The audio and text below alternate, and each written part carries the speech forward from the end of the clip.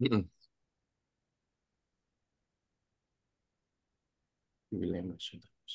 Assalamualaikum warahmatullahi wabarakatuh. Waalaikumsalam Waalaikumsalam. warahmatullahi wabarakatuh. Assalamualaikum warahmatullahi wabarakatuh. Alhamdulillahi rabbil alamin wassalatu wassalamu ala asrafil anbiya'i wal mursalin sayyidina Muhammadin wa ala alihi wa ashabihi ajmain. Rabbi sahri Rabbi srohli sodri wa yassir li amri wahlul 'uqdatam min lisani yafqahu qawli. Yang sama-sama kita hormati guru kita Ustadz Syam, Ustadz Budi, dan pemateri kita malam ini Ustadz Ukir Saputro. Alhamdulillah di Semoga mana rumahnya, Dek? Allah menjaganya. Dan yang saya hormati semua bapak-bapak dan ibu-ibu yang hadir dalam kajian malam ini, yang mungkin tidak bisa saya sebut satu persatu namanya, namun itu tidak mengurangi hormat saya kepada bapak-bapak dan ibu-ibu sekalian. Hari ini, hari Ahad, tanggal 15 Muharram 1446 Hijriah, atau bertepatan dengan tanggal 21 Juli 2024. Alhamdulillah kita dipertemukan kembali dalam majelis yang mulia, majelis ilmu yang secara rutin diadakan di pengajian kita Berkah Mulia Indonesia. Malam ini insya Allah yang akan dibahas adalah salah satu tema dalam kitab Tauhid, yaitu hukum sihir. Untuk mempersingkat waktu, saya akan membacakan susunan acara pada malam ini. Yang pertama, jam 20 sampai 20.10, MC membuka acara. Alhamdulillah udah dibuka tadi. Terus dilanjutkan jam 20:10 sampai 20:15 tilawah, yang insya Allah rencananya akan membacakan surat Al-Baqarah ayat 102 oleh Bapak Khalid Humaini. Jadi tilawah dan terjemahnya oleh beliau. Hadir, alhamdulillah hadir. Hadir. Wah, Alhamdulillah. Kemudian setelah itu dilanjutkan prakata dari Dewan Asatid guru kita Ustadz Syam, kira-kira 5 menit Ustadz. Kemudian dilanjutkan materi oleh Ustadz Ukir Saputro sampai jam 21:15. Kemudian nanti ada sesi tanya jawab sampai jam setengah 10. Kemudian kajian kita tutup. Baik, saya akan masuk kepada acara kedua, yaitu pembacaan surat Al-Baqarah 100, ayat 102 oleh Bapak Khalid Humaini. Untuk itu, saya persilakan. Khairan. Assalamualaikum warahmatullahi wabarakatuh. Waalaikumsalam warahmatullahi wabarakatuh. A'udzu billahi minasy syaithanir rajim. واتبعوا ما تتلو الشياطين على ملك سليمان وما كفر سليمان ولكن الشياطين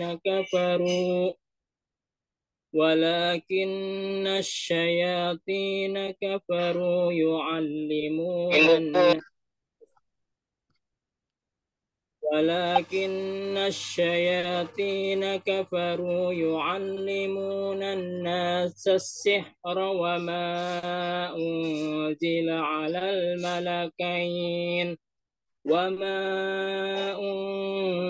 على الملكين ببابل هاروت وماروت وما يعلمان من أحد حتى يقولا إنما نحن فتنة حتى يقولا إنما نحن فتنة فلا تكفر فيتعلمون منهما ما يفرقون به بين المرء وزوجه وما هم بضارين به من أحد إلا بإذن الله ويتعلمون ما يضرهم ولا ينفعهم ولقد علموا لمن اشتراه ما له في الآخرة من خلاق ولبئس ما شروا به أنفسهم لو كانوا يعلمون. Artinya, dan mereka mengikuti apa yang dibaca oleh setan-setan pada masa kerajaan Sulaiman. Sulaiman itu tidak kafir, tetapi setan-setan itulah yang kafir. Mereka mengajarkan sihir kepada manusia dan apa yang diturunkan kepada dua malaikat di negeri Babilonia, yaitu Harut dan Marut. Padahal keduanya tidak mengajarkan sesuatu kepada seseorang sebelum mengatakan, sesungguhnya kami hanyalah cobaan bagimu. Sebab itu janganlah kafir. Maka mereka mempelajari dari keduanya malaikat itu apa yang dapat memisahkan antara seorang suami dan istrinya. Mereka tidak akan mendapat mencelakakan seseorang dengan sihirnya kecuali dengan izin Allah. Mereka mempelajari sesuatu yang mencelakakan dan tidak memberi manfaat kepada mereka, dan sungguh mereka sudah tahu barang siapa menggunakan sihir itu niscaya tidak akan mendapat keuntungan di akhirat, dan sungguh sangatlah buruk perbuatan mereka yang menjual dirinya dengan sihir sekiranya mereka tahu. Sadaqallah, jazakumullah khairan. Assalamualaikum warahmatullahi wabarakatuh. Waalaikumsalam. Waalaikumsalam warahmatullahi wabarakatuh. Terima kasih Pak Halid. Ini teman saya satu grup ini. Selanjutnya prakata dari Dewan Asatid Ustadz Syam. Waktu dipersilahkan Ustadz. Jazakallah khairan untuk MC kita yang luar biasa, Mas Junir Setiawan. Dan juga jazakallah khairan untuk yang tilawah malam hari ini, Bapak Khalid Humaini dari FVCT. Assalamualaikum warahmatullahi wabarakatuh. Waalaikumsalam warahmatullahi wabarakatuh. Alhamdulillah rabbil alamin wa bihi nasta'inu ala umurid dunya waddin. Allahumma salli wa sallim wa barik ala sayyidina Muhammad. Allahumma anfa'na bima 'allamtana wa 'allimna ma yanfa'una wa zidna ilma. Yang kami hormati Bapak Iwan Hambali selaku Ketua Dewan Pengurus Berkah Indonesia dan juga promotor sebagai inisiator, otor semuanya beliau itu. Mengalir pahala buat beliau yang mengajak teman-teman beliau, teman SD, teman TK, teman SMP, teman SMA, teman kuliah, teman-teman kerja diajak semua. Sampai dari 9 orang sekarang ratusan orang gitu ya. Maka saya sampaikan juga jazakumul khairan untuk Dewan Asatid yang dengan telaten sabar membersamai bapak-bapak dan ibu-ibu. Sabar membersamai bapak dan ibu-ibu gitu. Terkadang saya itu ngelus dodo, Pak. Ustadznya sudah hadir, yang mau diajari belum hadir gitu ya. Setengah jam itu baru hadir, 1 jam baru hadir gitu ya. Ini di kelas lain. Alhamdulillah enggak di kelas saya. Kelas-kelas saya biasa saya dapat 3 kali gitu ya. Itu sampai mau selesai baru hadir gitu. Itu yang terjadi. Memang inilah kondisi yang ada naik turunnya gitu ya. Tapi yang jelas istiqomah dari Bapak Ibu luar biasa, kita apresiasi. Dan juga selamat kami sampaikan kepada peserta dari Bapak Ibu yang sudah menyelesaikan tahfidnya, setoran tahfidnya dari ibu-ibu ada 3 ya, ada 3 dari, sebentar saya lupa namanya ini, dari Ibu Siti Sadiah binti Jajam kelas Maria. Kemudian saya screen dulu biar. Nah, ini ya. Yang pertama Bu Siti Sadiah binti Jajam dari kelas Maria yang sudah setoran hafalan dengan ya Bunda Rita ya. Kemudian ada Ibu Yulia Dwi Lestari kelas Maria juga. Kemudian ada juga mana tadi hilang. Bentar. Jadi sama Ibu Dairah, sama Ibu Dairah binti Basori. Karena juga kepada Bapak Budi Setiawan, Budi Setianjaya yang sudah setoran juz 1 gitu ya. Ucapkan jazakumullah khairan atas semangatnya dan istiqomahnya. Tentunya tak lepas dari bimbingan dari para ustadz yang telah membimbingnya, dan semoga apa yang sudah diraihnya semakin menambah semangat motivasi untuk memurojaahnya. Untuk jangan juga tak lupa kami ucapkan jazakumullah khairan kepada Bapak Ibu yang telah kontribusi yang aktif dalam kehadiran ya, dalam kehadiran dan juga kontribusi infak bulanannya. Kami ucapkan terima kasih sehingga kajian online kita masih tetap ada sampai saat ini. Kembali kita sama-sama semangat di malam hari ini untuk sama-sama belajar bersama guru kita, Ustadz kita, Ustadz Uki Sabutro, akan menjelaskan kepada kita tentang masalah sangat-sangat penting yang perlu kita ketahui di zaman kita dan zaman yang akan datang juga, itu tentang masalah akidah berkaitan dengan hukum sihir, gitu ya. Mari sama-sama kita buka hati kita, siapkan pikiran kita, ya sama-sama kita siapkan kita mendapatkan ilmu yang barokah dan manfaat. Insyaallah demikian dari saya kembalikan kepada Bapak Jenderal. Assalamualaikum warahmatullahi wabarakatuh. Waalaikumsalam warahmatullahi wabarakatuh. Makasih Ustadz Sam atas pejangannya. Selanjutnya pada acara inti yaitu pemaparan materi kajian oleh Ustadz Ukir. Untuk itu saya persilakan Ustadz untuk memulainya ya. Bismillahirrahmanirrahim. Assalamualaikum warahmatullahi wabarakatuh. Waalaikumsalam warahmatullahi wabarakatuh.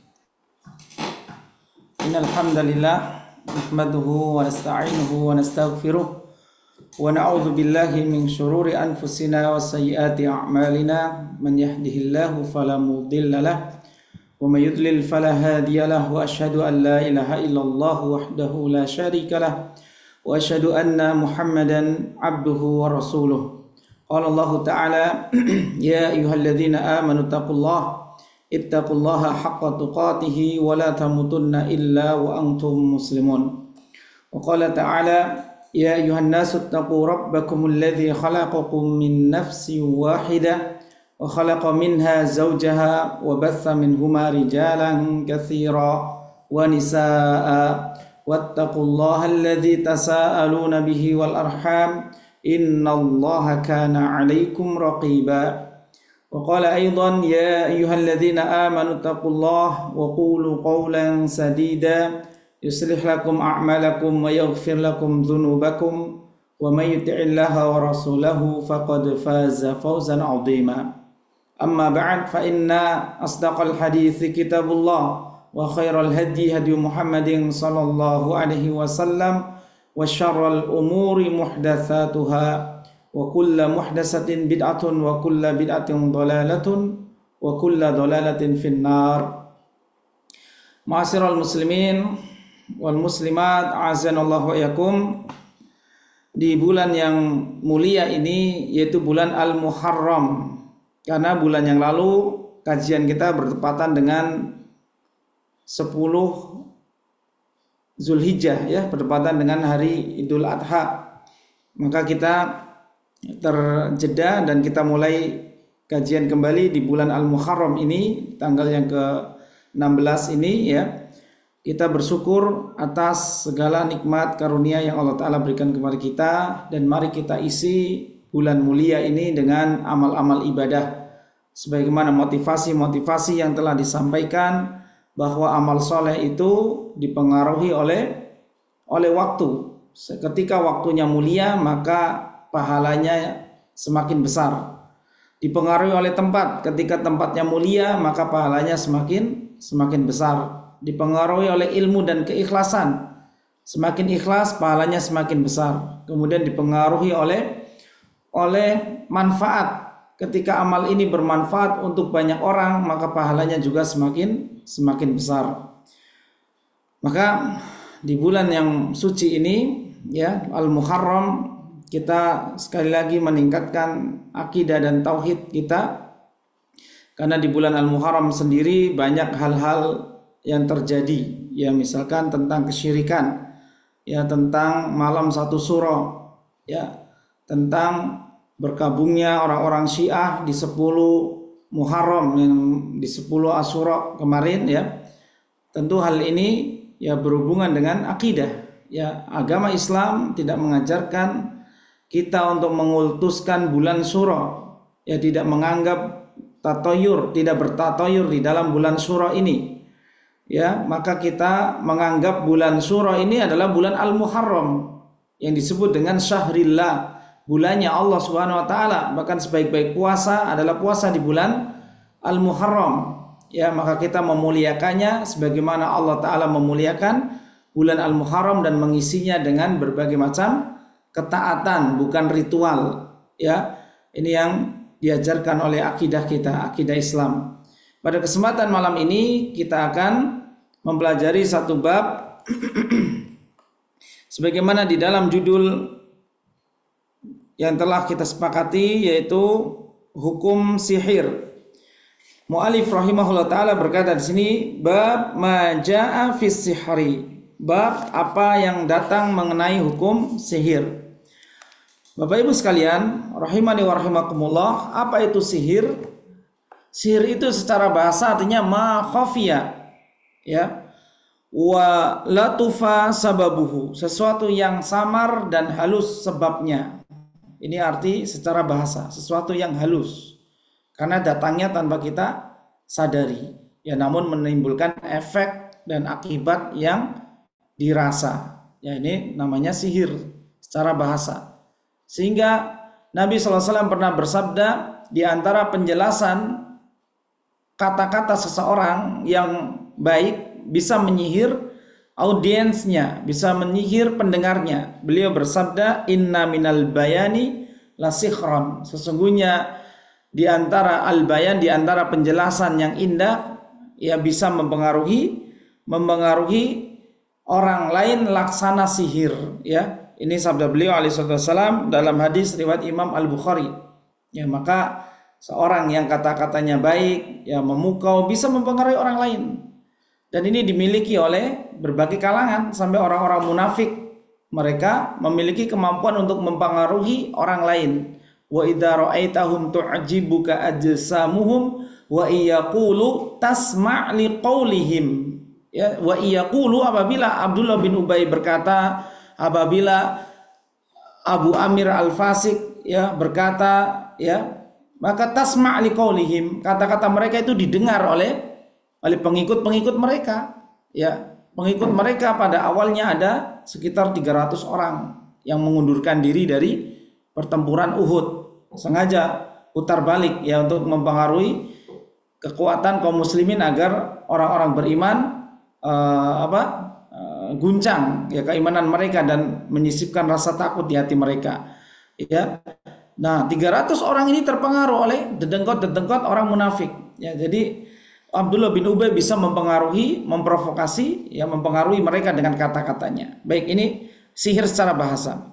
Adapun definisi sihir, para ulama berbeda pendapat.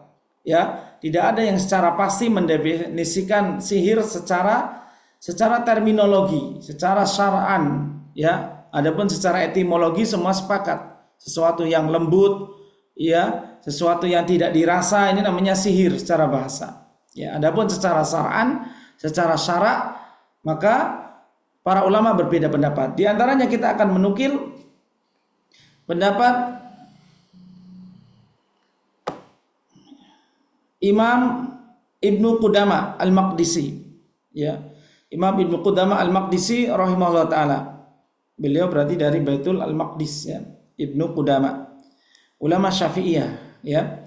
Beliau berkata, "As-sihru huwa azaimu wa ruqa wa uqadun yu'attiru fil qulubi wal abdan fayumridu wa yaqtul wa yufarriqu bainal mar'i wa zawjihi."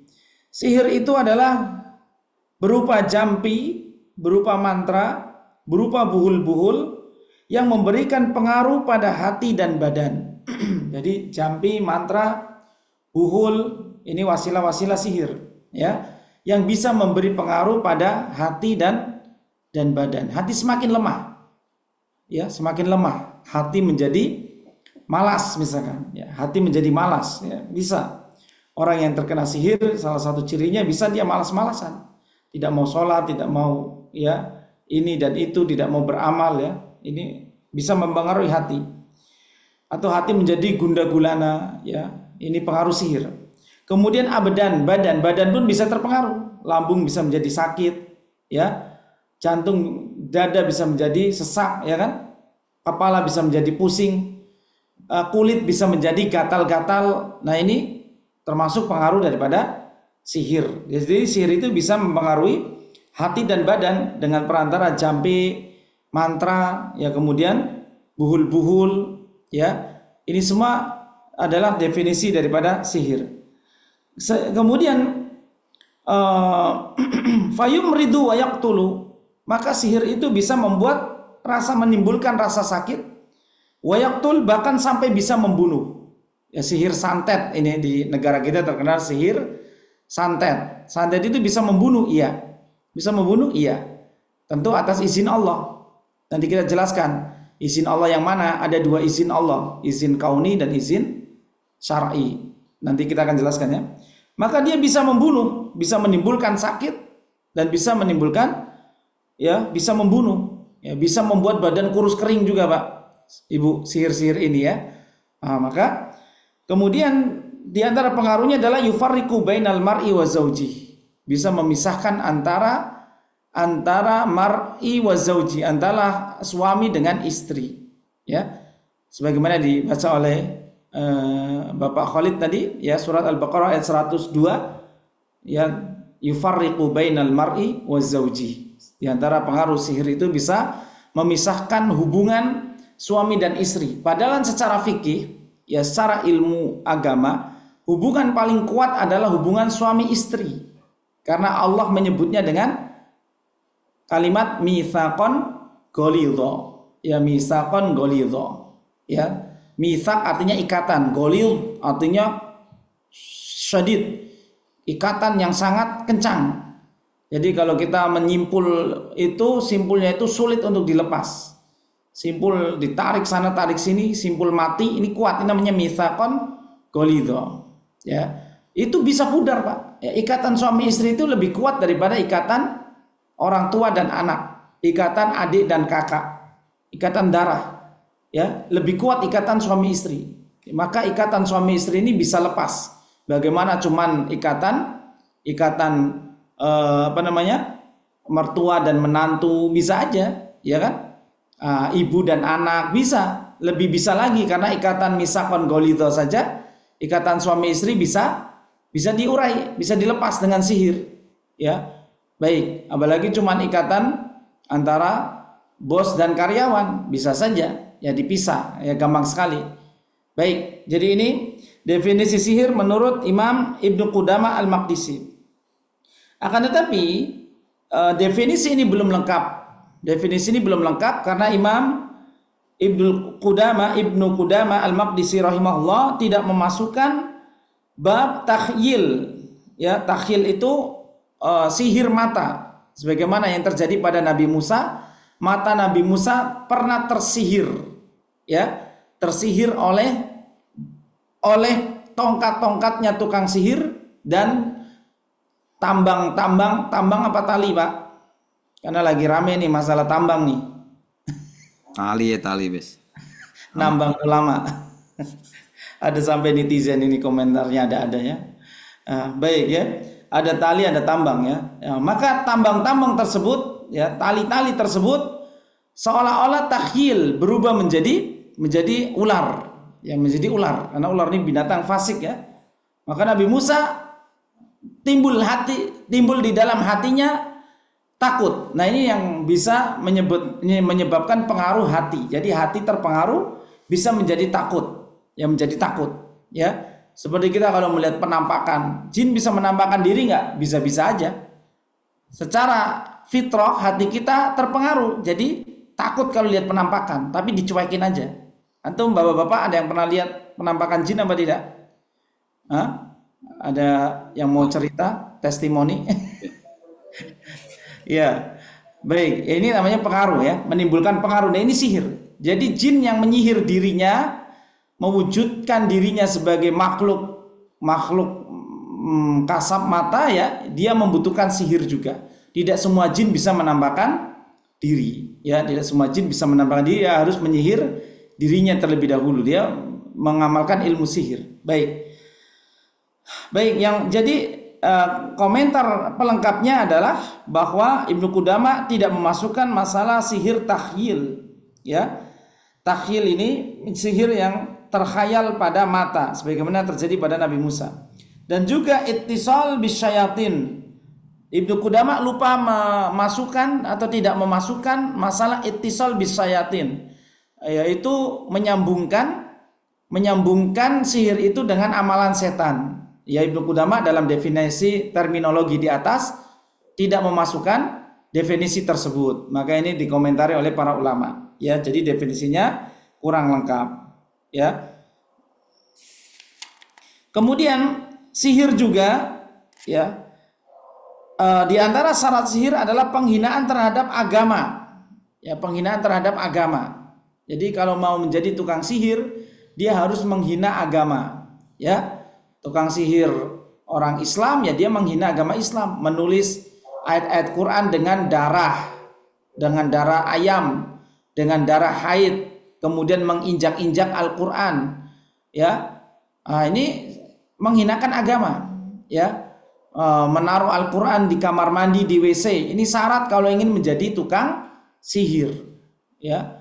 Baik, maka ini dia definisi sihir ya sebagaimana disebutkan oleh Imam Ibnu Qudamah.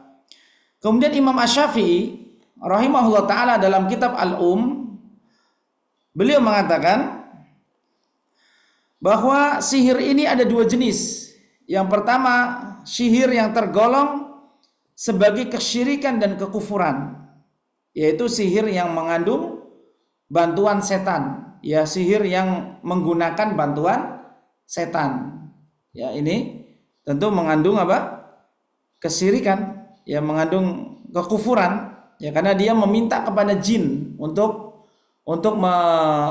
mewujudkan hajat-hajat dan keinginan-keinginannya. Ya, maka jangan heran ya sekarang ya tukang sihir itu pada unjuk gigi di televisi karena ajang cari duit. Tukang sihir itu tidak bisa menyihir dirinya jadi sultan, jadi orang kaya, nggak bisa. Ya, nah, makanya kita nggak perlu percaya sama tukang sihir.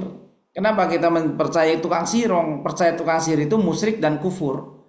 Sementara tukang sihir ini nggak punya jabatan sama sekali di masyarakat. Tapi orang-orang pejabat-pejabat itu malah pada pergi ke tukang sihir ya supaya dapat jabatan, ya. Atau mungkin anak-anak muda pada pergi ke tukang sihir supaya dapat istri yang cantik, padahal istrinya Pak tukang sihir ini nenek sihir, ya kan, jelek. Emang ada istrinya dukun cantik? Ada nggak? Ya, kalau profesinya sama, nenek sihir ya, nggak ada cantik, aura kecantikannya sama sekali, ya. Ya, baik, maka akal ini dibodohin, ya. Masalah akidah itu penting, masalah keimanan, akidah ini sangat fundamental dalam kehidupan kita. Baik. Adapun sihir yang kedua, sihir secara bahasa tadi, yang tidak menggunakan bantuan setan, ya, hanya berupa obat-obatan atau pengasapan misalkan atau sejenisnya yang bisa menimbulkan pengaruh, ya. Ini dalam bab pengobatan, ya, maka itu tidak mengapa, ya, tidak mengapa. Baik, di sini ada pertanyaan, sihir itu nyata apa tidak? Ya, ada yang bertanya-tanya. Mungkin orang liberal itu nggak percaya dia sihir itu nyata. Atau mungkin ada Pak dokter yang tidak percaya sihir. Ya, biasanya demikian, kedokteran itu berlawanan dengan pengobatan klasik. Karena dokter itu pengobatan konvensional. Maka terkadang mereka tidak mempercayai klasik, pengobatan klasik, atau mungkin bab sihir mereka tidak mempercayai. Padahal terkadang dokter menemukan keanehan di lapangan. Ketika diagnosa ini hasil ronsen, hasil CT scan tidak ada masalah, tapi pasien tetap mengalami keanehan-keanehan di badannya. Ya, maka ini gejala-gejala yang disebut dengan gejala sihir. Baik, jadi pendapat Ahlus Sunnah wal Jamaah, sihir itu nyata. Sebagaimana sihir itu adalah sesuatu yang hakiki, yang nyata, yang bisa mempengaruhi korbannya. Ya, sesuai dengan keterangan yang disebutkan Al-Quran dan hadis. Nabi Musa pernah terpengaruh sihir takhyil. Ya, kenapa bisa terjadi? Kenapa seorang nabi bisa tersihir? Tentu ini atas hikmah Allah Subhanahu wa taala. Ya, atas izin Allah, berdasarkan hikmahnya. Ini jawabannya. Atas izin Allah, berdasarkan hikmah yang Allah miliki. Nah, kita lihat ada dua izin atau dua kehendak Allah di sini. Izin kehendak kauniyah dan izin kehendak syar'i. Izin kehendak kauniyah itu artinya apa? Izin kauniyah ini izin sesuatu yang diizinkan Allah yang tidak Allah sukai. Ya, seperti adanya iblis yang menggoda manusia. Allah biarkan iblis hidup sampai hari kiamat. Padahal Allah tidak suka dengan iblis. Allah biarkan orang-orang itu bermaksiat padahal Allah tidak suka dengan maksiat. Ini namanya izin kauni. Adapun izin syar'i tidak. Ya, secara izin syar'i itu hanya sesuatu yang dicintai Allah saja, berupa berbagai macam ibadah dan syariat-syariat Islam. Baik. Jadi ini semua kembali kepada izin kauni yang terjadi karena hikmah yang Allah Subhanahu wa taala ketahui. Hikmahnya apa, Pak? Kalau ada sihir ini, kalau sihir itu nyata, hikmahnya apa bagi kita? Hikmahnya supaya kita terus berlindung kepada Allah, ya, agar kita beristiazah, meminta perlindungan hanya kepada Allah taala dengan membaca a'udzubillahi minasyaitonir rajim. Ini isti'adzah. Ya, maka syaitan akan lemah ketika dibacakan ta'awuz. Kalau kita mimpi buruk, sunahnya baca ta'awuz. Ya, kalau kita mau sholat setelah baca doa iftitah, disunahkan baca ta'awuz supaya hati kita tidak diwaswasi setan. Ya, supaya hati kita tidak diwaswasi syaitan. Karena ada orang yang sholat kemudian mereka kehilangan kekhusyuan. Kenapa? Karena waswas dari syaitan, diingatkan perkara-perkara tentang dunia, ya, perkara mengingatkan kamu tadi naruh barang lupa di sana, kamu nanti akan ketemu orang ini, kamu akan membahas ini, ya. Baik, itulah yang diwaswaskan syaitan supaya kehilangan kekhusyuan orang-orang yang sholat kepada Allah. Padahal Allah mengikat kebahagiaan seorang mukmin dengan khusyuknya sholat. Allah Ta'ala berfirman, qad aflahal mu'minun alladzina hum fi salatihim khashi'un. Ya, ada beberapa kriteria aflah atau keberuntungan bagi mukminun, orang yang beriman. Maka kriteria yang pertama adalah yang sholatnya khusyuk. Maka kita harus isti'azah. Kita harus beristi'azah. A'udzubillahi minasyaitonirrajim. Baru Bapak Ibu baca surat Al-Fatihah. Ya, diawali dengan ta'awuz terlebih dahulu. Baik. Jadi sihir itu nyata, ya, dia bisa merusak hubungan suami istri, kemudian dia bisa memberi efek buruk atas izin kauniyah Allah Subhanahu wa taala. Kemudian dalil yang mendukung hal ini dari Al-Qur'an diantaranya surat Al-Falaq ayat yang keempat, wa min syarrin naffatsati fil 'uqad. Dan dari kejahatan wanita-wanita tukang sihir yang menghembuskan, meniupkan pada al-uqad, tali yang dibuhul, tali yang diikat, ya. Maka ini media sihir. ya, media sihir. Sebagaimana yang terjadi ketika Nabi SAW terkena sihir. Ini dalil dari hadis. Nabi SAW pernah terkena sihir tahyil juga, berhayal, ya, efek, ya. Baik. Di dalam hadis disebutkan, sahara Rasulullah SAW rajulun min Bani Zuraik. Nabi SAW pernah tersihir oleh seorang laki-laki dari Bani Zuraik. Bani Zuraik ini kabilahnya orang Yahudi. Ya, yuqalu lahu Labid ibnul A'sam. Ya, dikatakan bahwa laki-laki itu bernama Labid bin Asam. Hatta kana Rasulullah sallallahu alaihi wasallam yukhayyalu ilaih annahu kana yaf'alu syai' wa ma fa'alahu. Sampai-sampai pada suatu hari, sampai-sampai Nabi sallallahu alaihi wasallam yukhayyal, ya, terkena tahyil, pernah melakukan sesuatu padahal beliau tidak melakukan sesuatu. Ini sihir yang terjadi pada Rasulullah SAW karena ikatan bukhul yang dia mencuri rambut Nabi SAW. Kemudian rambut itu diikat jadi 11 ikatan, Pak. Diikat menjadi 11 ikatan. Setiap satu ikatan ditiup mantra, dijampi, ya. Dia memanggil mantra, ya, meminta pertolongan kepada jin supaya terpengaruh orang yang punya rambut ini, yaitu Nabi SAW. Jadi media sihir itu bisa rambut, bisa darah haid, hati-hati. Kemudian bisa baju yang kena keringat, atau bisa foto, ya kan, dan lain sebagainya. Baik, kita lanjutkan.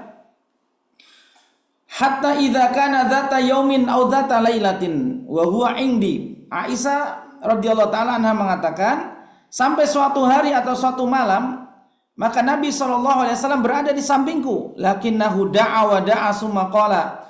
Maka Nabi SAW berdoa terus dan berdoa terus. Ini asbabun nuzul turunnya nanti surat Al-Mu'awwidzat atau surat perlindungan, atau dikenal dengan Mu'awwidzatain, surat Al-Falaq dan surat An-Nas. Maka Nabi terus berdoa, summa qala ya Aisyah, as'arti anallaha aftani fi mastaftaituhu fihi. Nabi SAW berkata kepada Aisyah, wahai Aisyah, apakah kamu tahu bahwa Allah telah memperkenankan doaku tentang apa yang aku tanyakan kepadanya? Ada 2 orang yang mendatangiku, satu di antaranya duduk di dekat kepalaku dan satu lagi dekat kakiku. Ya, ada 2 malaikat yang mendatangi Nabi SAW. Lalu salah seorang di antara keduanya berkata kepada temannya, sakit apa orang ini? Ini malaikat berdialog, ya. Maka temannya mengatakan terkena sihir. Ya, siapa yang telah menyihirnya? Maka temannya menjawab, Labid bin A'sam. Dengan apa? Ya, dengan sisir dan rontokan rambut ketika disisir, ya, dan mayang kurma jantan. Jadi medianya tadi, medianya rambut yang rontok disisir tersebut, ya, kemudian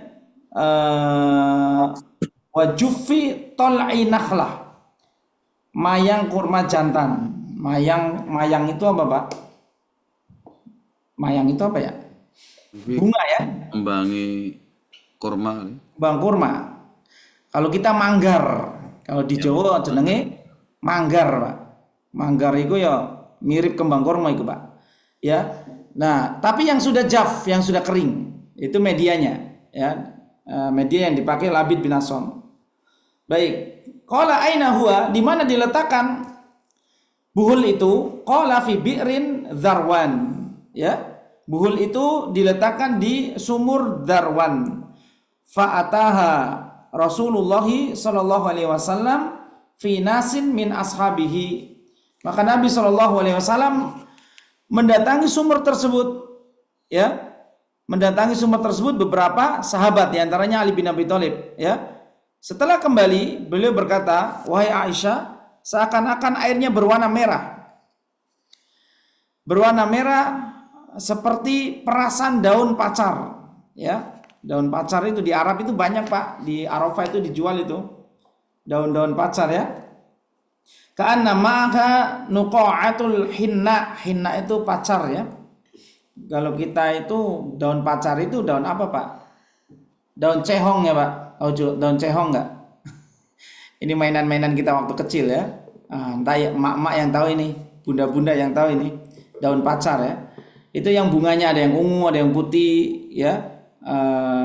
Kemudian kalau ditumbuk, kemudian ditaruh di kuku, itu kukunya berubah. Nah kalau di Arab Saudi sudah dikeringkan, kemudian digiling, kemudian dijual 5 real yang jual biasanya ibu-ibu dari Afrika kebanyakan ya. Dia jual di pasar Arafah itu. Ya Arafah itu kan jadi tempat ziarah. Itu dijual ya. Ini daun hina.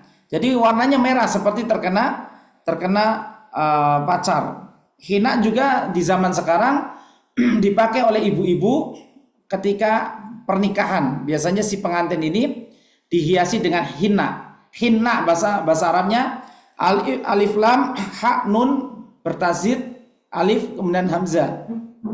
Al hinna ya. Kemudian orang kita mengenalnya hena ya. Bukan hena, kalau hena bisa serigala itu. Hewan buas hena ya. Itu haina ya. Hinna ya. Nyebutnya hena. Au ka'anna ru'usan nakhliha ru'usus sayatin ya. Maka warna sumurnya itu merah ya. Kemudian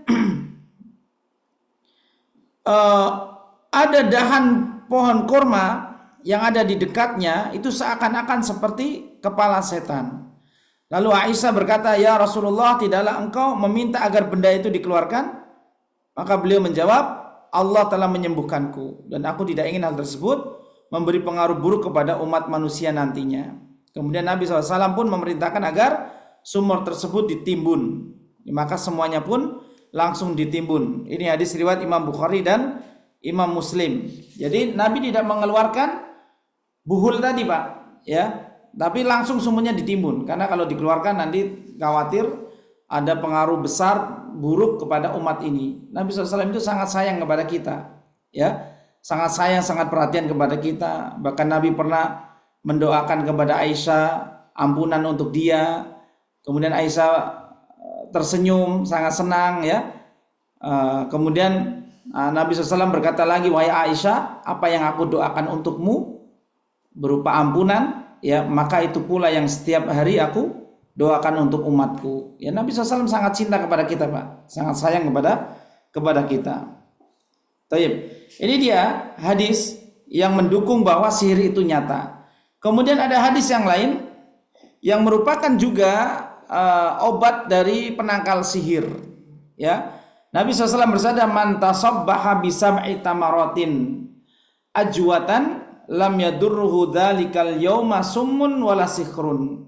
Barang siapa mengkonsumsi 7 butir kurma ajwa. Kurma ajwa itu kurma hitam, kurma Madinah, ya. Siapa yang mengkonsumsi 7 butir pada pagi hari, maka pada hari itu dia tidak akan terkena racun maupun sihir. Tidak akan terkena racun maupun sihir. Sebagaimana racun kita ketahui, pengaruh racun itu nyata.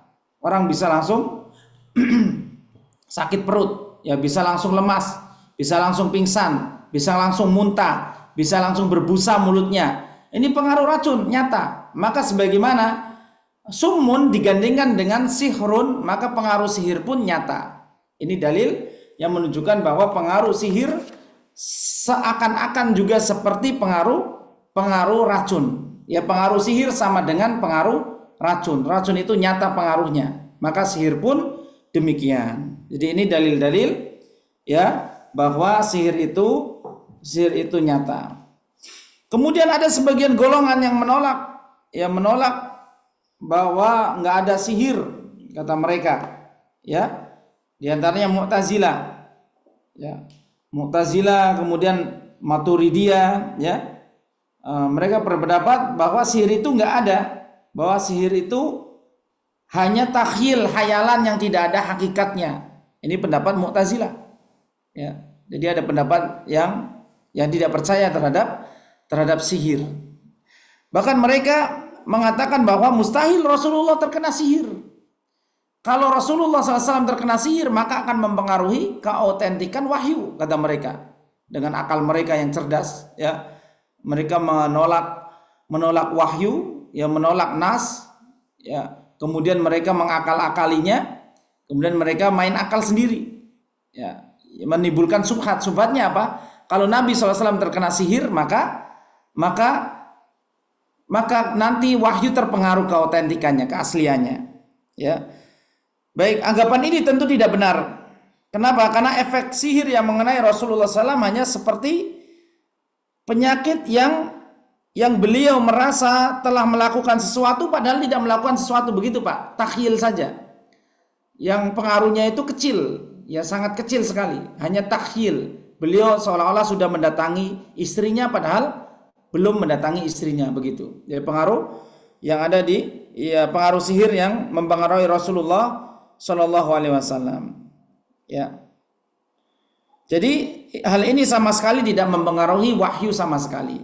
Nah, kemudian Nabi Musa pun pernah tersihir sebelumnya, sebagaimana dijelaskan dalam surat Toha ayat 66 dan 67. Allah Ta'ala berfirman, Qala bal alqu fa idza hibaluhum wa isiyuhum yukhayyalu ilaihi min sihrihim annaha tas'a. Maka Musa berkata, karena tukang sihir nantang, Musa, kita yang mau lempar duluan apa kamu? Maka Musa berkata, bal alqu, kalian yang lempar duluan. Ketika dilempar tali dan tongkat-tongkat tersebut, fa idza hibaluhum wa isiyuhum yukhayyalu ilaihi, maka tali dan tongkat-tongkat mereka yukhayyalu, ya, terbayangkan oleh Nabi Musa seakan-akan merayap dengan cepat seperti ular, ya, min sihrihim, lantaran bacaan sihir mereka, sihir para tukang sihir Fir'aun. Berapa Pak dalam kitab Fathul Qadir, ya, disebutkan jumlah tukang sihirnya itu 30.000. Oh, banyak sekali berarti ya. Banyak sekali. Ini riwayat-riwayat ya. Beberapa riwayat. Tukang sihirnya banyak sekali, sampai ribuan ya. Sampai ribuan, ini luar biasa Fir'aun ya. Karena Fir'aun melakukan sayembara. Yang menang akan jadi apa namanya? orang terdekatku katanya. Akan diupah dengan upah yang besar dan akan menjadi orang terdekat. Karena Fir'aun ini percaya juga sama sihir-sihir, ya. Buktinya Fir'aun punya imam atau punya tukang sihir yang bisa meramal akan lahirnya Nabi Musa dahulu, ya. Nabi Musa diramalkan oleh tukang sihirnya Fir'aun, nanti akan ada bayi dari Bani Israel yang akan menghancurkan kerajaanmu. Ya, maka kemudian Fir'aun mengeluarkan dekret Fir'aun, bukan dekret presiden ya. Oh, kalau begitu bunuh semua bayi laki-laki dari kalangan Bani Israel. Bani Israel ini sudah terbudak Pak, terjajah oleh Fir'aun. Ketika Nabi Yusuf datang ke Mesir, maka Bani Israel pindah itu. Keluarga Nabi Yakub pindah. 12 anak Nabi Yakub, ya 11 saudara Nabi Yusuf, semuanya kumpul di kota Mesir. Maka Bani Israel berkembang di sana, ya, beranak di sana. Ya, maka Bani Israel banyak sekali. Tapi ketika Nabi Yusuf meninggal, kemudian kerajaan Mesir diambil alih oleh orang-orang Kibeti, orang-orangnya Fir'aun, maka Fir'aun berkuasa. Ya, gelar sebelum Fir'aun naik raja, gelarnya adalah Malik, raja. Tapi gelar setelah Paro atau Ramses naik raja, Ramses I, Ramses II, Fir'aun yang bertarung dengan Nabi Musa ini Ramses II. Maka gelar mereka adalah Paro atau kita sebut bahasa Arabnya Fir'aun, ya. Baik, maka kemudian Bani Israel yang banyak yang kalah dalam pertempuran itu dijadikan budak, ya. Karena memang Bani Israel itu pengecut Pak, kalau perang kalahan Pak, ya. Kalau perang pedang lawan pedang kalah mereka, mati kutu. Mereka beraninya di balik tembok, ya. Mereka beraninya pakai bom nuklir, ya, dari pesawat-pesawat, ya. Ketika mereka perang darat pasti kalah Pak, pasti kalah, mau dengan senjata juga kalah, ya, senjata apapun kalah dia. Baik, jadi itu yang terjadi, ya, yang terjadi. Baik, jadi Nabi Musa tersihir, Nabi Musa alaihissalam tersihir. Apa pengaruhnya? Fa'aujasa fi nafsihi khifatam Musa, maka Nabi Musa merasa takut di dalam hatinya, ya, takut. Ini sebelum Allah Ta'ala menyuruh Nabi Musa untuk melemparkan tongkatnya, ya. Baik, maka saat Nabi Musa alaihissalam tersihir, Allah tetap menurunkan wahyu kepadanya. Allah tetap menurunkan wahyu kepadanya, apalagi Nabi Musa bisa langsung berbicara dengan Allah Subhanahu wa taala. Allah berkata, "La takhaf," kamu jangan takut wahai Musa. Ya, innaka antal a'la, nanti kamu yang akan menang. Ya, baik. Kemudian Allah taala berfirman, suruh melempar tongkat Nabi Musa tersebut. Kemudian menjadi hayyatun tas'a, menjadi ular yang menggeliat, ular yang besar menggeliat dan memakan semua tongkat dan tali tukang sihir tersebut. Ya, kemudian tukang sihir tersebut justru malah banyak yang beriman kepada Nabi Musa karena mengetahui kebenaran kenabian Nabi Musa alaihissalam. Taib. Ini dia dalil-dalil tentang bahwa sihir itu nyata. Ya.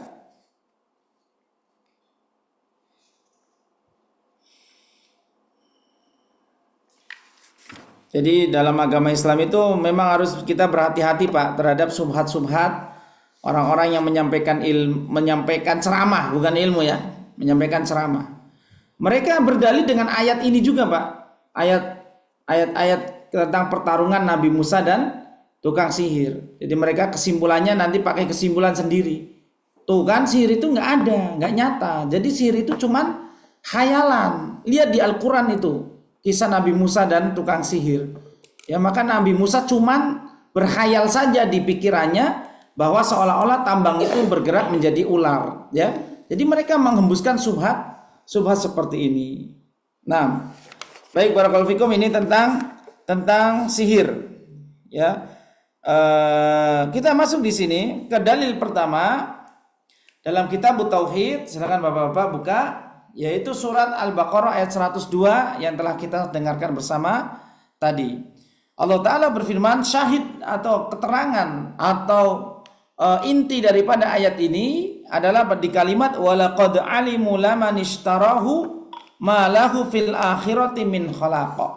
Demi Allah, ya, sungguh orang-orang Yahudi itu telah meyakini bahwa barang siapa yang menukar kitab Allah dengan sihir, tiada baginya keuntungan di akhirat. Ya, jadi orang Yahudi itu mereka mempelajari sihir.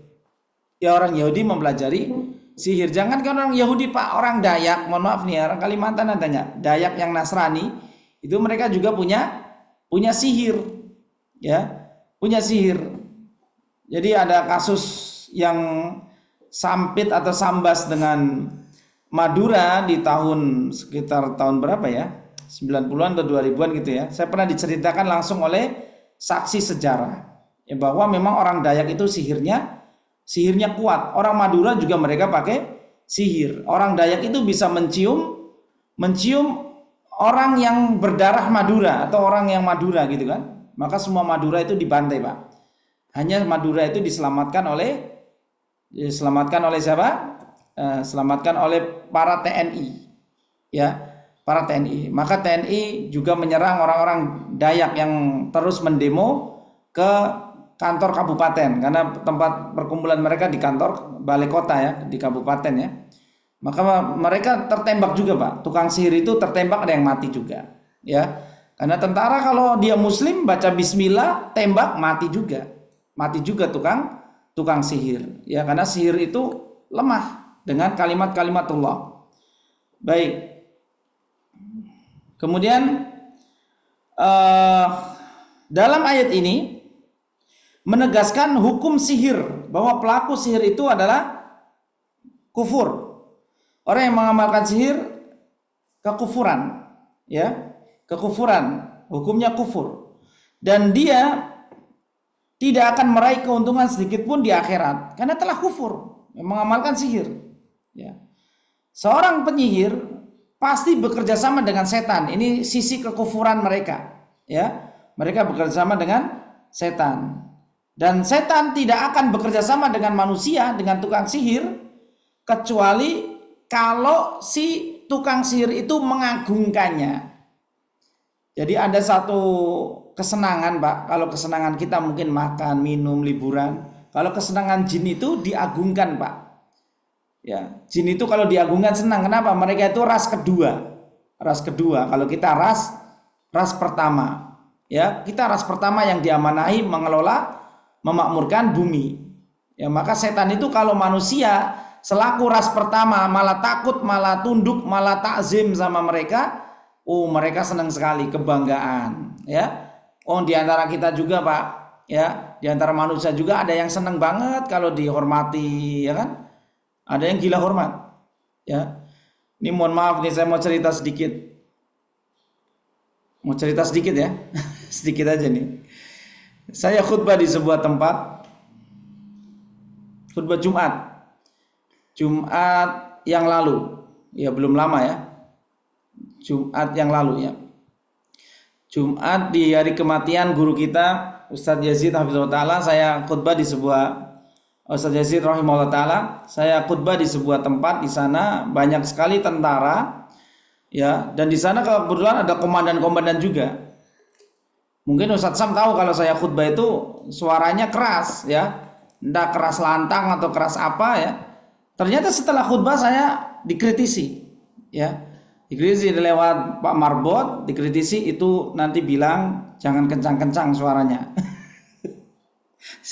Saya dikritisi demikian, Pak, ya. Saya nanya ke Pak Marbot, terus masalah temanya apakah menyinggung ini Pak Marbot? Oh, kalau tema nggak ada masalah, tapi khutbahnya jangan kencang-kencang katanya. Jadi ada orang yang mungkin biasa ngomel-ngomeli prajurit, ketika merasa diomeli sama khotib tersinggung mungkin. Nggak pernah diteriakin khotib, Pak. Gimana Ustaz Sam? Kalau khotib kan teriak-teriak kan, ya.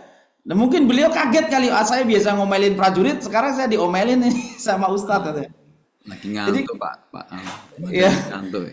Komentarnya itu saja, komentarnya itu. Saya tanya gimana Pak tema saya, apakah menyinggung atau tidak berkenan? Oh enggak apa-apa Ustadz. Cuman Ustadz jangan teriak-teriak aja katanya. Nanti kalau datang lagi suaranya dipelanin gitu. Oh ya, nanti dipelanin dikit ya Pak. Saya menjauh dari mikrofon. Saya punya, oh ini mikrofonnya karena terlalu bagus Pak. Jadi suara saya jadi mungkin terekam dengan baik gitu. Baik, barakallahu fiik. Jadi ada orang yang memang suka apa namanya? Suka dihormati, tidak mau dibentak. Suka membentak tapi tidak mau dikerasi, ya, dibentak, ya. Dan jin, demikian jin, dia suka sekali diagungkan. Maka dia mempersyaratkan syarat ini, syarat itu, syarat ini, syarat itu. Ya, maka setan itu tidak mungkin mau membantu kecuali si tukang sihir yang mau belajar, yang mau minta bantuan ke jin ini harus mengagungkannya. Ya, caranya tadi dengan menghina agama, ya, dengan mengikuti syarat-syaratnya dan sebagainya. Nah, jadi ini sisi kekufuran, ya, di dalam bab sihir, ya. Kemudian Allah Ta'ala sebutkan di ayat tersebut bahwa tukang sihir itu mengikuti apa yang dibaca oleh setan. Bukan kalamullah tapi mantra, Pak. Yang dibaca itu mantra, ya, bukan kalamullah. Terkadang untuk menghinakan agama, ayat-ayat Allah ini dicampur dengan mantra. Makanya ada istilah kulhu geni, ada kulhu sungsang, ya kan? Kulhu sungsang itu untuk membalikin sihir, Pak. Dia kulhu Allahu ahad tapi nanti dicampur bahasa daerah, bahasa Jawa. Ya, kulhu geni juga untuk mematikan orang. Ya, geni itu artinya api. Ya, dia kulhu Allahu ahad tapi dicampur dengan mantra-mantra. Ya, maka ini menghinakan agama. Ya, menghinakan ayat-ayat kalamullah, menghinakan Al-Qur'an, ini yang diminta oleh jin. Sehingga ini sisi kekufuran. Ya, amal-amal sihir ini hukumnya kufur, Baik. Kemudian di ayat 102 Al-Baqarah tersebut dengan jelas disebutkan Sulaiman tidak kufur. Wa ma kafara Sulaiman walakinna syayatina kafaru. Tapi setan-setan itu yang kufur. Nabi Sulaiman tidak kufur. Ya, karena Nabi Sulaiman tidak mengamalkan sihir. Ini tuduhan orang Yahudi saja. Ya. Sulaiman tidak memperhatikan sihir sebagaimana dituduhkan oleh orang Yahudi. Orang Yahudi itu paling kurang ajar, Pak. Paling kurang ajar mereka. Ya. Allah dicela, malaikat Jibril, Mikail dimusuhi, ya. Nabi-nabi dibunuh. Nabi Sulaiman juga tidak lepas dari tuduhan orang Yahudi. Padahal Nabi Sulaiman adalah nabinya Bani Israel. Ya. Inilah keburukan orang Yahudi.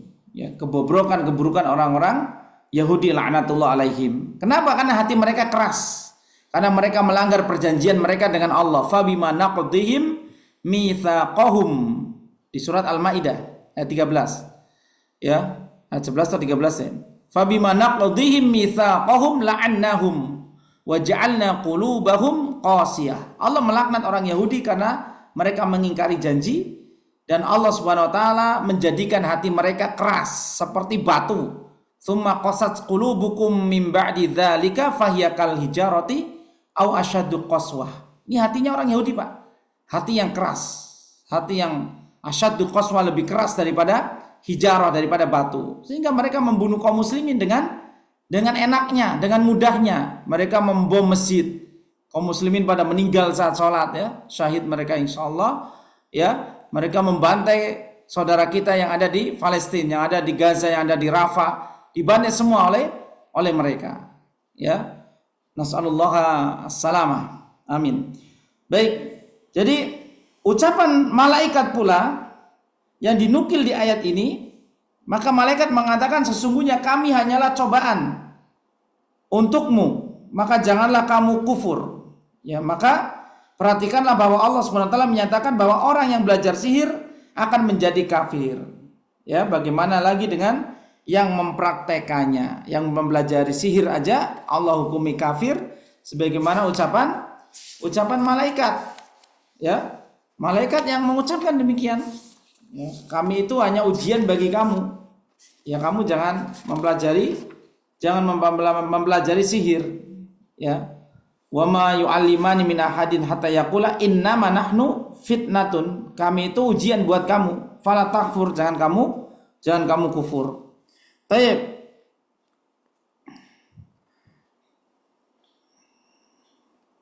Kemudian para penyihir, dia tidak akan mendapatkan bahagianya di akhirat. Bagian di akhirat, ya, dia akan merugi, menjadi orang yang rugi. Sebagaimana Al-Baqarah ayat 103. Kemudian di surat Yunus ayat 77 dikatakan wala yuflihus sahir. Dan sahir, para ahli sihir itu tidak akan mendapat keberuntungan. Jadi para tukang sihir ini tidak akan dapat keberuntungan. Wala yuflihus sahiru haitsu ata. Kemudian tukang sihir itu dari mana dia datang dia tidak akan beruntung. Maka tukang sihir itu mudah dikalahkan, Pak. Dikalahkan dengan kalamullah. Karena sihir itu belajarnya dari setan. Ya, dan setan ini hamba Allah yang lemah. Maka setan itu akan kalah dengan kalamullah. Setan akan kalah dengan kalamullah. Kalau ada orang yang diruqyah, kemudian dia menirukan bacaan peruqyah tidak boleh gentar. Ruqyah aja terus, tawakal kepada Allah. Ya, dia menirukan baca ayat kursi, ditiruin ayat kursi, ya. Dia itu ngece, Pak. Ngece, tahu ngece enggak? Ini jin yang ngece. Ya, karena dia sering dengar ayat itu. Ya, ini pukulan juga buat kita yang malas murojaah, yang malas belajar Quran. Ternyata jin itu bisa ngaji loh, Pak. Jin itu bisa ngaji dia. Nanti dia sombong, dia bilang, wah bacaan kamu itu gampang, saya bisa hafal, ya. Dia hafal juga. Maka peruqyah dia terus saja bacakan, dia terus bacakan. Saya pernah ngeruqyah seorang ibu-ibu yang pasang susuk, dia sudah mau tobat tapi sulit, ya masih banyak gangguan. Ya, dan itu sudah lama sekali dari dia masa mudanya. Ya, maka ketika saya baca ayat-ayat Al-Qur'an, dia niruin. Baca Al-Fatihah niruin, Al-Fatihah gampang, ya. Kemudian ayat kursi masih ditiruin, awal Al-Baqarah masih ditiruin, amanah Rasul masih ditiruin, ya. Kemudian saya ancam, tiruin aja terus, dengerin sampai kamu panas kupingnya. Baru dia mulai ngedon. Jadi peruqyah nggak boleh ngedon, Pak. Nggak boleh ngedon. Kita harus tawakal, dia harus ancam jin ini, ya. Jangan jinnya lebih fasih bacanya dari saya. Jadi kita kalah, ya. Kita jangan ngedon. Dia cuma ngece saja. Ya, dia ngece. Makanya kita harus belajar Quran secara fasih. Jin aja bisa baca Quran fasih berdasarkan pengalaman para peruqyah yang menemukan kasus bahwa jin itu suka ngikuti bacaan, ya. Jin yang bisa baca dia suka ngikuti bacaan peruqyahnya. Ya, pura-pura dia. Ya. Tapi tentu mereka ngikuti hanya sekedar di bibir saja, tidak dengan keimanan. Maka ketika peruqyah membaca dengan keimanan dan tawakal kepada Allah, ini yang akan memberi pengaruh. Ya, ini yang akan memberi pengaruh. Baik. Ini dia yang berkenaan dengan ayat 102 dan 103 Al-Baqarah.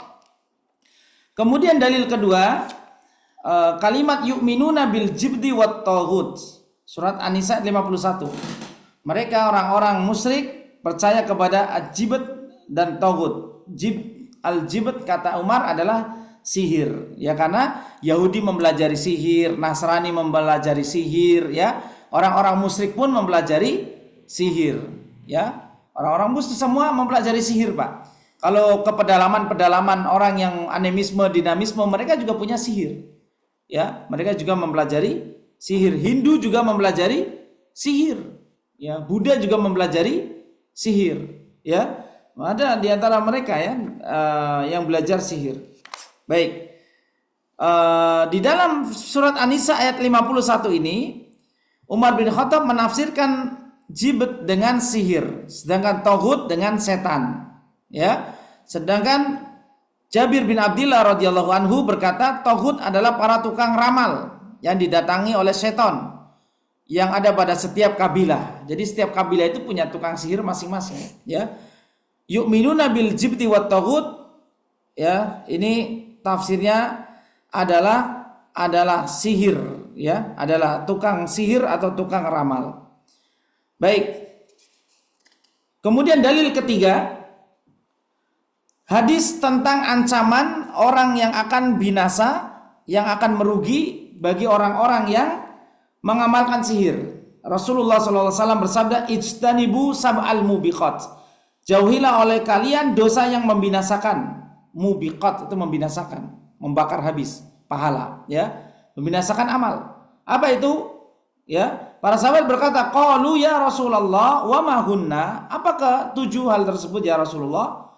Qala asyirku, yang pertama syirik. Karena syirik itu la habita amaluhu, ya, amal-amal seorang akan habito, akan terbang begitu saja, hancur jika seorang melakukan kesyirikan. Ini yang kita nasihatkan kepada masyarakat, Pak, agar menjauhi syirik, agar menjauhi bid'ah, ya. Ini semua adalah nasihat kasih sayang, bukan memecah belah. Persatuan itu penting, ya. Namun persatuan itu di atas nas Al-Quran dan Sunnah, ya, di atas ilmu. Bukan kita harus mengikuti maunya masyarakat kita. Masyarakat maunya begini, ya, selama-lamanya nggak akan bersatu, ya. Karena yang banyak tidak menunjukkan kebenaran, ya. Benar itu adalah al-haqqu mir rabbika, yang datang dari Allah itulah kebenaran. Yang pertama syirik, asyirku billah. Yang kedua wasihru, yaitu sihir. Jadi perkara kedua setelah syirik adalah sihir. Ini perkara yang membinasakan. Wa qatlun nafsil lati haramallahu illa bil haq, membunuh seseorang tanpa alasan yang hak. Alasan yang hak itu qisas, ya. Qisas boleh. Kemudian membela diri, kalau seseorang dirampok misalkan, itu boleh. Membunuh perampok boleh, ya.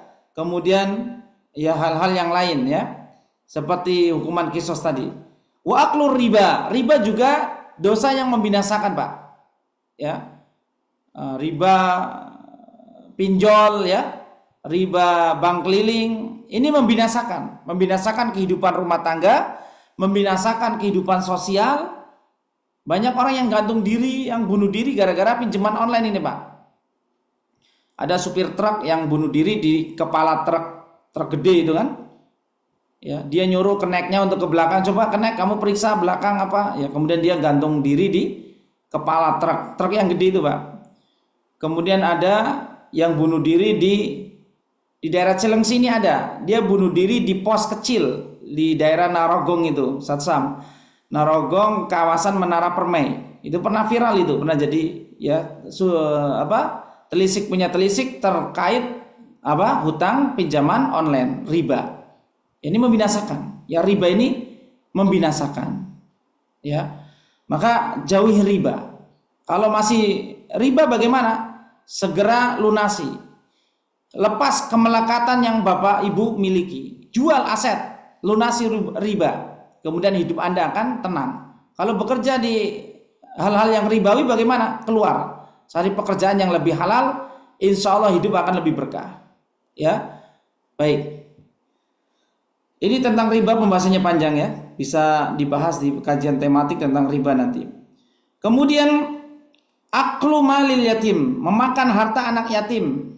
Ini hati-hati nih, para tokoh, para pendiri pesantren, para pemilik yayasan. Ini terkadang dengan dalih anak yatim mereka mengumpulkan dana, kemudian dananya ditilep, dimakan sendiri. Ya, dimakan sendiri. Ada tokoh yang saya tahu, ya. Jadi ada seorang guru, tetangga saya guru, dia bercerita, Ustadz, data saya sampai hari ini masih ada di pesantren itu. Padahal ini guru usianya sudah 35 tahun, Pak, seusia saya. Ya, tapi data dari kecil karena dia dulu pernah dapat bantuan dari pondok yatim itu, datanya sampai sekarang masih ada. Data untuk minta sumbangan, ya. Masa udah tua masih disebut anak yatim gitu kan. Jadi hati-hati. Ya, banyak pesantren-pesantren bodong yang dia tidak amanah dalam mengelola harta anak yatim. Ya.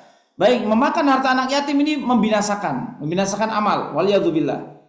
Kemudian watawalli yaumaz zahfi, lari dari pertempuran, dari jihad fisabilillah. Wa qadful muhsanatil mu'minatil ghafilat. Kemudian yang ketujuh adalah qadaf, menuduh wanita mukminah yang baik-baik dengan tuduhan zina. Ini juga dosa yang membinasakan. Nah, jadi kesimpulannya dalam hadis tersebut kita disuruh menjauhi 7 dosa yang membinasakan. Maka diantaranya adalah sihir, ya, adalah dosa sihir. Ya, masih ada waktu 2 menit, kita akan menarik ya kesimpulan di sini, atau dalil yang keempat dulu ya, bahwa hukuman bagi tukang sihir adalah dorbatun bisaif, dipenggal dengan pedang. Ya, ini terjadi juga di masa kekhilafahan Umar bin Khattab. Dalam kitab Sahih Bukhari, ya, maka kata Umar ibn Khattab aniqtulu kulla sahir. Umar mengeluarkan sebuah dekrit mewajibkan bahwa aniqtulu kulla sahirin wa sahira. Setiap penyihir laki-laki dan penyihir perempuan hukumnya itu dipancung. Ya. Qala, maka sahabat mengatakan faqatalna salasa sawahira. Maka pada masa itu kami menangkap dan membunuh 3 tukang sihir. 3 tukang sihir berhasil dibunuh di masa pemerintahan Umar bin Khattab radhiyallahu anhu. Nah, ya ini yang terjadi di masa Umar bin Khattab. Adapun kesimpulan di bab ini ya menjelaskan tentang bahwa sihir itu nyata, Bapak Ibu sekalian. Kemudian hukum mengamalkan sihir itu adalah kekufuran. Adapun secara hudud, secara had, tukang sihir itu dihukum dengan dorbata bisaif, dipancung dengan pedang. Ini tentu yang berhak menghukumnya adalah pemerintah yang sah, ya, bukan golongan-golongan atau organisasi-organisasi, tidak.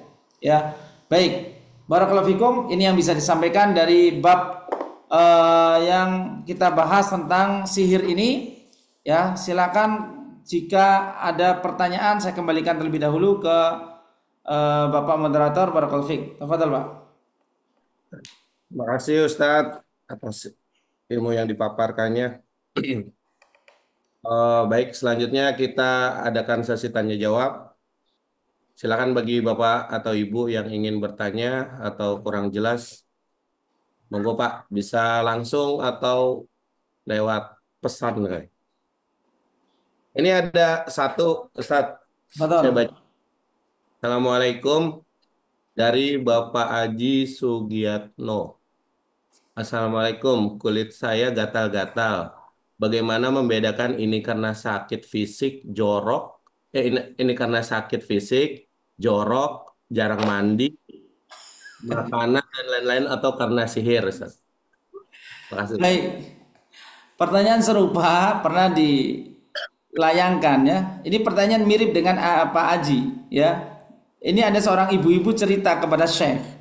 Kebetulan pembahasannya lagi bab sihir, Pak. Dia berkata, "Wahai Syekh, ya, rumah saya ini kok banyak belatung, ya. Banyak belatung di mana-mana, di dapur banyak sekali belatung sampai kami merasa jijik, ya. Maka Syekh mengatakan ini belatung muncul karena ibu itu jorok. Karena tidak ada indikasi sihir, Pak. Tidak ada indikasi sihir. Ini Syekh jawabannya logis. Jadi kita kembalikan, Pak. Gatal-gatal yang Bapak alami, yang pertama didiagnosa dulu di laboratorium, didiagnosa oleh dokter, ya, ambil sampel darah, kemudian kalau memang tidak terjadi diagnosa di laboratorium, ya kemudian nanti gatal-gatalnya ini normal apa tidak. Kalau Bapak gatalnya menjelang waktu asar menuju maghrib, kemudian merah-merahnya ada malam hari, kemudian pagi harinya hilang, ini kan nggak wajar. Tapi kalau gatal itu ya bisa penyakit yang wajar, ya. Gatal itu kalau memang darah kotor itu gatal, Pak. Obatnya ya dibekam, ya kan. Jadi pengobatan itu ada 3, Pak. Ada madu, kemudian bekam, kemudian kai. Kai itu penyinaran gitu ya, besi panas. Yang berkenaan dengan luka pakai kai, yang berkenaan dengan perut itu pakai madu, yang berkenaan dengan darah itu dibekam. Ya, jadi Bapak kalau gatal bisa melakukan pengobatan dengan bekam, insya Allah mujarab, ya. Baik, jadi nanti konsultasikan ke dokter, ya. Kemudian Bapak lakukan penelitian kecil. Oh, saya kalau makan ikan atau ini alergi misalkan jadi gatal. Oh, saya kalau makan udang, cumi jadi gatal. Ini Bapak rasakan sendiri, ya. Jadi tidak sekonyong-konyong gatal-gatal itu langsung sihir, bukan. Tapi saya pernah menangani kasus gatal-gatal seorang ibu yang dia gatalnya itu muncul pasti pada asar. Pada asar menjelang maghrib dan malam hari sampai panas badannya, nggak bisa tidur. Ya, itu pengaruh sihir. Karena memang ketika diruqyah langsung muntah-muntah, diruqyah dia langsung teriak-teriak, ya, diruqyah jadi macan, diruqyah jadi ular, ya, begitu. Karena terkena sihir dan jin nasab dari kakek moyangnya, dari nenek-neneknya dahulu. Baik. Begitu, Pak, ya. Lewat diagnosa dokter dulu. Jangan langsung, "Wah, ini kena sihir saya." Jangan, ya. Baik. Fadol. Ya, ini yang berikutnya dari Pak Warsono Aji Serang. Assalamualaikum Pak Ustadz. Izin bertanya, apakah sihir itu bisa buat kebaikan? Terima kasih. Baik, barakallahu fiik, pertanyaan yang bagus. Ya, di masyarakat sering dikenal ilmu putih seperti yang dideklarasikan oleh Kiai Ujang Bustomi. Ya, kata dia ilmunya sihir putih, ya kan? Dia bisa ilmu santet juga, ya. Dulu saya pernah lihat beberapa YouTube dia, ya. Jadi dia kalau mau tarung, dia baca sholawat dulu. Allahumma sholli ala Muhammad ya Rabbi sholli. Siapa ya fan-nya Ujang Bustomi sini? Dulu awal-awal jadi YouTuber kurus, Pak. Sekarang udah gemuk, uangnya udah banyak. Subscribernya 5 juta. Sudah 5 juta subscribernya. Dia punya pesantren anti galau di Cirebon. Tapi ngobatinya ibu-ibu juga disentuh-sentuh itu, diunyel-unyel, disentuh-sentuh, ini tidak syar'i. Sihir tidak ada tujuan kebaikannya sama sekali. Ya. Melawan sihir dengan sihir namanya nusroh. Akan tetapi hukum nusroh nanti akan kita bahas di Kitab Tauhid jilid ketiga yang hukumnya syirik. Kasusnya terjadi pada Aisyah radhiyallahu taala anha. Aisyah pernah tersihir. Sebagaimana Nabi SAW tersihir, ternyata sihir yang mengenai Aisyah lebih parah, Pak. Kenapa Aisyah tersihir? Yang menyihir adalah budaknya Aisyah. Karena budak ini dijanjikan kalau Aisyah meninggal dia akan bebas. Ternyata dia tidak sabar, ya, hatinya kotor. Kemudian dia datang ke tukang sihir, apalagi budak, ya kan, bisa cari media gampang kan, rambut misalkan atau apa. Kemudian Aisyah radhiyallahu anha tersihir. Kemudian ada yang menyarankan pergilah ke tukang sihir ini yang supaya bisa mengobatimu. Tapi Aisyah tidak mau mengobati sihir dengan sihir. Maka Aisyah radhiyallahu taala anha berdoa kepada Allah, berdoa sebagaimana Nabi SAW lakukan tadi, berdoa terus. Maka dengan izin Allah Aisyah pun sembuh dan budak ini ditangkap, ya. Baik. Jadi tidak ada kebaikannya sama sekali, Pak. Belajar sihir nggak ada kebaikannya. Orang yang belajar ilmu kebal-kebal yang diiris tangannya tidak mempan, itu pengaruhnya apa? Manfaatnya apa? Nggak ada manfaatnya. Ya, orang yang kebal kalau kelahi itu menang, ya nggak pernah luka sedikit pun, itu tetap nanti kalau udah nikah kalah sama istri. Pasti diomeli istrinya itu, kalah pasti ya. Saya pernah, tetangga saya ada preman Pak. Jadi di daerah Jawa, Pemalang, Comal itu, dulu itu yang populer kalau orang hajatan, tanggapannya adalah orkres ya. Orkres itu ya kayak dangdut pantura gitu kan, dan itu pasti kelahi ya, itu pasti kelahi. Dan ini orang ini badannya kekar, preman di kampung kita itu semuanya nggak ada yang ngalahin dia, tapi ketika sudah nikah, masya Allah kalah sama istrinya Pak. Kalah sama istrinya, pergi ke sawah tiap pagi, rajin banget ya, istrinya ngomel dia pergi ke sawah ya, luar biasa. Jadi nggak ada manfaatnya, belajar kebal-kebal itu nggak ada manfaatnya ya. Baik, belajar sihir tidak ada manfaatnya. Baik, barakallahu fikum. Ada manfaatnya kebal dompet, tebal dompet ya manfaatnya. Oh iya, tebal dompet manfaat itu.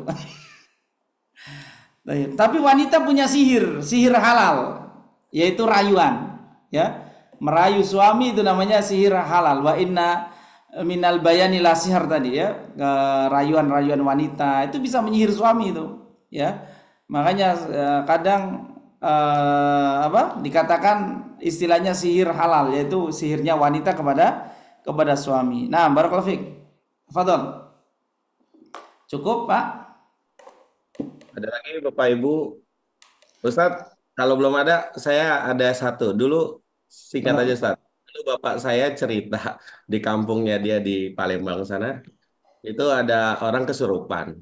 Jadi nggak ada yang bisa nolongin. Kemudian dibacain ayat kursi kalau nggak salah. Itu tambah beringas gitulah ya. Terus akhirnya dia, jadi bapak saya tuh ngeliatin sama dia tuh ditulisin Umar bin Khattab gitu di dadanya tuh. Di dadanya yang itu tuh. Diraja, ya diraja namanya. Umar bin Khattab gitu. Terus sadar tuh, Ustaz. Nah, dia kan cerita tuh, bapak saya cerita sama saya di jalan tuh. Terus saya bilang, oh iya karena setan itu takut sama lari. Iya. Itu gimana Ustaz? Minta tanggapannya aja. Baik ya. Jadi terkadang terjadi hal-hal tersebut ya, ini untuk penyesatan juga ya. Jadi penulisan nama Umar bin Khattab ini sebenarnya kadang menjadi tipu daya setan supaya nanti orang-orang mengamalkan hal-hal yang seperti itu yang diyakini. Jadi ini bukan parameter ya, bukan parameter ukuran ya, ditulis di dada dirajah dengan tulisan Umar bin Khattab, ini kemudian akan sembuh dari sihir ya. Walaupun setan lari ketika Umar melewati gang, setan mendingan pilih gang yang lain karena ketakwaan Umar bin Khattab. Ya takutnya karena ketakwaan, bukan tulisannya, Pak. Bukan karena tulisan lafaz Umar bin Khattab ya. Ada lafaz-lafaz yang lebih hebat, lafaz-lafaz Allah, lafaz Asmaul Husna ya. Buktinya tadi jin aja bisa baca ayat kursi. Apalagi cuman tulisan Umar bin Khattab, tidak akan berpengaruh sama sekali ya. Jin aja bisa niruin bacaan Quran begitu kan. Baik, jadi itu bukan testimoni yang menjadi amalan ya, tapi tidak ada pengaruhnya sama sekali ya. Makanya kesimpulan dari kajian malam ini itu kita harus melindungi diri kita dari gangguan-gangguan sihir, karena sihir itu nyata ya. Nabi SAW dahulu memakai berbagai macam bacaan Pak untuk melindungi sihir. Tapi bacaan tersebut kemudian ditinggalkan. Ada yang ditinggalkan, ada yang masih berlaku. Yang masih berlaku misalkan Bismillahirrahmanirrahim la yadurru ma'asmihi syai'un fil ardi wala fis sama wa huwas samiul alim. Ini dibaca 3 kali setiap pagi dan petang. Kemudian a'udzu bikalimatillahi tammati min syarri ma khalaq dibaca 3 kali saat petang menjelang malam, ya. Itu bacaan seperti itu masih. Tapi bacaan-bacaan yang lain banyak ditinggalkan setelah turun surat Al-Falaq dan An-Nas. Maka bapak-bapak, ibu-ibu sebisa mungkin jangan tinggalkan surat Al-Falaq dan An-Nas menjelang tidur, ditambah Al-Ikhlas. Ini akan menjadi benteng bagi kita, Pak. Ya, karena setan bisa lihat kita tidak bisa lihat setan. Yang menjadi benteng kita adalah zikrullah, ya. Baik, barakallahu fikum. Tafadhal. Baik, gimana? Mau ditutup atau gimana? Ada lagi? Oh, Masih bisa satu lagi, Pak. Ya, silakan, Pak. Baik, Assalamualaikum Pak Ustadz. Waalaikumsalam warahmatullahi. Ya, ini berkaitan dengan tadi, Pak. Kebetulan saya ini semacam testimoni barangkali gitu ya. Ya, Jadi ada anggota keluarga saya yang kala itu tiba-tiba itu seperti ada goresan gitu ya di bagian badan, dan itu terasa panas sekali gitu ya. Jadi itu waktunya misalnya sore, nanti kok agak hilang. Nah, besok kembali lagi seperti itu. Nah, kemudian ada salah satu teman yang yang menyarankan gitu. Jadi teman-teman itu punya ponakan gitu ya. Kebetulan waktu itu orang Kudus itu masih masih bujang dan mohon maaf tunanetra ya. Nah, kemudian saya coba hubungin. Kemudian begitu saya hubungin itu saya cuman dibilang eh, coba ambil air putih di gayung apa di apalah gitu ya. Kemudian bacakan Al-Fatihah 3 kali, kemudian usapin di situ ya.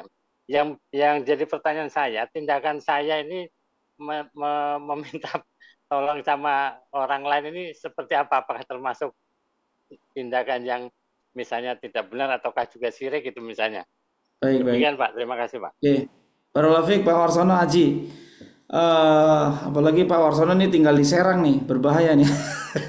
Dekat Banten ini ya. Dari Udah dikawal sama Ustadz Sam Pak. Masya Allah, Ustadz Sam ya, udah ngajarin antum ya. Nanti pikir pagi petang gitu. Jadi yang kasus yang Pak Warsono sebutkan, penuturan dari tunanetra membacakan air dengan Al-Fatihah itu tidak masalah, Pak. Ya karena memang Al-Fatihah itu disebut ruqyah. Al-Fatihah itu namanya banyak, Sab'ul Masani, Umul Kitab. Salah satu nama Al-Fatihah adalah Ar-Ruqyah.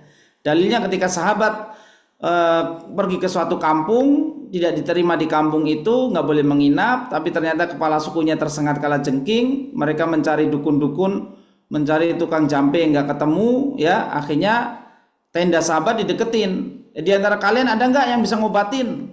Maka kepala rombongan mengatakan saya bisa. Kemudian dibacakan Al-Fatihah dan diludahi kakinya. Diludahi kaki yang terkena sengatan kalajengking, maka lambat laun adem, dari panas menjadi dingin ya dan sembuh. Kemudian dia diberi 12 ekor kambing dan kemudian dibawa ke kota Madinah. Kemudian beberapa kambing itu dihadiahkan ke Rasulullah SAW. Kemudian Nabi bersabda, min aina adroka anal fatihata ruqyah. Dari mana kamu tahu kalau Al-Fatihah itu ruqyah? Itu tentu pengalaman sahabat yang dalam karena belum diajarkan oleh Nabi ya. Tapi dia yakin dengan keutamaan bacaan Quran, terutama Al-Fatihah ya.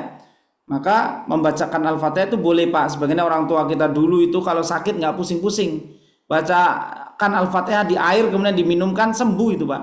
Ya, sembuh dengan bismillah. Sekarang kebanyakan ada rumah sakit, ada dokter, tawakal orang ini makin lemah. Padahal sakit itu bisa sembuh dengan 4 hal kata Syekhul Islam Pak. Yang pertama adalah doa. Doa ini bisa menyembuhkan penyakit. Yang kedua adalah ruqyah. Ruqyah itu bisa menyembuhkan penyakit. Yang ketiga obat pada umumnya ya. Kita tahu semua obat bisa menyembuhkan penyakit dengan izin Allah. Tapi yang keempat adalah tawakal. Obat tanpa tawakal gak bermanfaat. Doa tanpa tawakal juga gak bermanfaat. Ruqyah tanpa tawakal juga tidak bermanfaat, karena inti daripada tauhid sebagaimana kita bahas di bab yang lalu, bab yang keempat ya, inti tauhid adalah tawakal ya. Orang yang masuk surga tanpa hisab, tanpa azab adalah mereka yang tidak minta diruqyah, tidak tatoyur, karena dia tawakal kepada Allah saja, tidak merasa sial di jalan ya, tidak mengobati penyakit dengan kai ya. Ini intinya tawakal, wa ala rabbihim yatawakkalun. Nah, barakallahu. Jadi nggak apa-apa Pak. Pernah Imam Ibnu Qayyim menyebutkan dalam kitab beliau sakit di kota Mekah saat menuntut ilmu, saat beribadah, saat menuntut ilmu. Maka beliau tidak punya obat dan dokter, maka beliau ambil air zam-zam dan dibacakan Al-Fatihah, kemudian diminum air zam-zam itu dan sembuh. Kemudian beliau bercerita ke teman-temannya bahwa Al-Fatihah bisa menjadi kesembuhan. Asal kita yakin Pak, asal kita yakin. Barakallahu fiik. Tafadhol Pak moderator. Baik, ini udah jam 21:31. Kita tutup pengajian ini. Bapak Ibu yang dirahmati Allah, akhirnya kita sampai pada akhir acara.